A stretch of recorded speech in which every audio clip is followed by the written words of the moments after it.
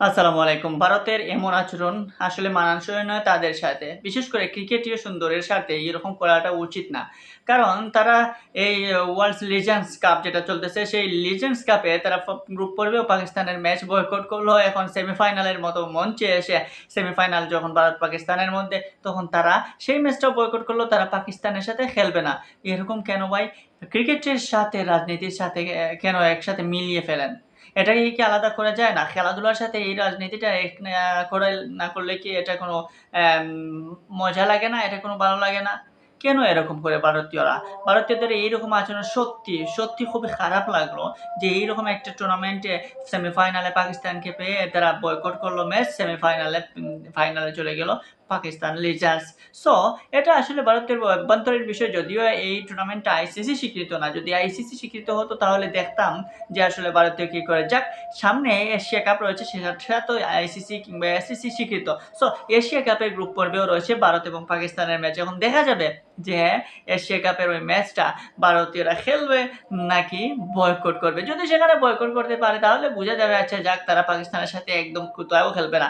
যদি সেখানে বয়কট করে তাহলে আমরা দেখতে পারবো আসলে তাদের সাহস বা তাদের মন মানসিকতা কেমন। সো সেখানে দেখার জন্য অপেক্ষায় রইলাম। এই ওয়ার্ল্ডস লিজেন্ডস কাপ তারা বয়কট করছে এটা তাদের ব্যাপার। এখানে যেহেতু আইসিসি কিংবা এসএসসি না, এটা সাবেক গুরুদের খেলা চলতেছে সেখানে বয়কট করলে করুক, না করলে নাই তাদের ইচ্ছা। কিন্তু মনের সাথে যদি মনের কথা বলি তাহলে বলতে হয় যে ক্রিকেট এমন একটা খেলা যেখানে সবাই জোয়ান, বুড়ো, ছোট, বাচ্চারা সবাই কিন্তু এনজয় করে। ছেলে-মেয়ে কোনো বিভেদ নাই। আর ক্রিকেট আগে যতটা জনপ্রিয় ছিল তার চেয়ে এখন দ্বিগুণ জনপ্রিয়তাও পেয়ে গেছে। এমনকি ভারতীয়রাও ক্রিকেটের প্রতি খুব বেশি অ্যাক্টিভ। আমরা দেখেছি এশিয়া মহাদেশের মধ্যে সবচেয়ে বেশি ভারত, পাকিস্তান, বাংলাদেশ এদের দলের খেলা কিন্তু বেশিরভাগ দর্শকরা উপভোগ করে। সো পাকিস্তান এবং ভারতের ম্যাচ মানে লিজেন্ডস কাপের ম্যাচটাই হোক সেখানে ইব্রাজ সিং কিংবা শহীদ আফ্রিদিরা ২ দলের বড় তারকারা রয়েছেন। যদিও সেই তারকাদের খেলা আমরা আগে দেখেছি কিন্তু এই শেষ বুড়ো বয়সে এসেও তাদের কাছ থেকে যদি কিছু খেলা দেখতে পাই তাহলে সুন্দর লাগে।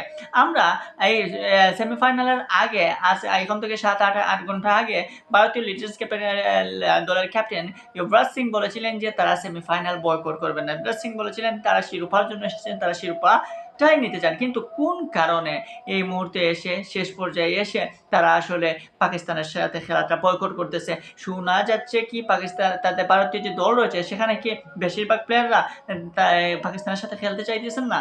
গৌতম গম্ভীর, ইউসুফ পাঠান গৌতম গম্ভীর বলছে শিখর ধাওয়ান, ইউসুফ পাঠান ওরা নাকি পাকিস্তানের সাথে খেলবে না। শিখর ধাওয়ান এখন না অবসর নিয়েছেন, এই কিছুদিন আগেও খেলেছেন ভারতের হয়ে এবং সেখানে পাকিস্তানের সাথে যখন তিনি খেলতেন তখন দেখতাম খেলা শেষে হ্যান্ডশেক ব্যান্ডশেক যা আছে সব কিছু করতেন। ভালো লাগতো তার অ্যাটিটিউড কিংবা তার খেলাটা। কিন্তু খেলা অবসর নেয়ার পর যেন হয়ে গেছেন একদম পুরো রাজনীতিবিদ। দেশ এখানে রাজনীতির সাথে ক্রিকেটটাকে একদম জড়িয়ে ফেলতেছেন। পাকিস্তানের সাথে কখনো খেলবেন না, কি হবে কি না এটার সাথে এটা মিলিয়ে কোনো লাভ নাই। ক্রিকেটের সৌন্দর্যটা ধরে রাখাটা উচিত ছিল ভারতীয় এই ওয়ার্ল্ডস লিজেন্ডস কাপের যে ভারতীয় লিজেন্ডস দলের। যাই হোক এটা যে আগেই বলছি যে এটা আইসিসি কিংবা এসিসি সমর্থিত না বা আইসিসি স্বীকৃত না। সো সেখানে নিয়ে কিছু বলার নাই। এটা যার ইচ্ছা। এখন এই লিজেন্ডস কাপটা যারা আয়োজন করেছে তারা হয়তো ব্যর্থ হয়েছে যে তারা এরকম পাকিস্তানকে বুঝাইতে পারে নাই বা তাকে পাকিস্তানকে মানাতে পারে নাই। এটা তাদের ব্যর্থতা যারা এই টুর্নামেন্টটার আয়োজক, যারা এই টুর্নামেন্টটা আয়োজন করেছে। দিন শেষে লাভ হয়ে গেছে পাকিস্তানের, ফাইনালে চলে গেল। সেমিফাইনাল না খেলে আমরা সেমিফাইনাল কোয়ার্টার ফাইনাল দেখেছিলাম পাকিস্তান কি দুর্দান্ত খেলেছিল অস্ট্রেলিয়া লিজেন্ডসের সাথে। সেখানে ৬টা উইকেট নিয়েছিলেন সাঈদ আজমল। বুড়া বয়সেও তার যে বোলিং ঘূর্ণি সেটা তিনি অব্যাহত রেখেছেন। সেখানে ৬টা উইকেট নিলেন এবং সেখানে আমরা দেখলাম হ্যাস্টিং ১৫ বলে ১টা ওভার করলেন, ১২টা হোয়াইট দিয়ে দিলেন। মানে মজাদার একটা টুর্নামেন্ট বুড়োদের ছিল যে সেই মজাদার টুর্নামেন্টের সেমিফাইনালটা আরও মজাদার হতো যদি ভারতীয় এবং পাকিস্তানের মধ্যে খেলা হতো। যাই হোক হয় নাই, হোক না। এখন দেখা যাক ভারত এই সাহসিকতা ধরে রাখতে পারে কি এশিয়া কাপে।